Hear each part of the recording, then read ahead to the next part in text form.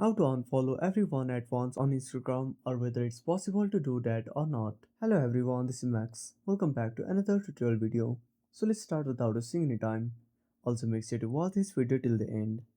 First of all, open up your Play Store. Now tap on the search icon and tap on the search bar.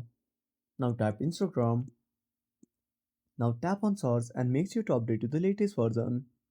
After updating, simply tap on open. Now tap on your profile at the bottom right corner. Now tap on following.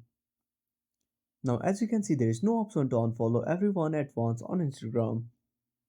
But the method to unfollow is quite simple. Simply tap on the three dots and tap on unfollow. So with such simple steps you can use auto clicker to unfollow. Simply go back, tap on the Play Store, tap on the search icon and tap on the search bar.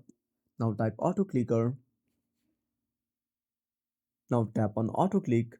Now tap on install. You can use this application to unfollow many people. And that's it. Thanks for watching. Make sure to subscribe our channel and hit the bell icon. See you in the next video.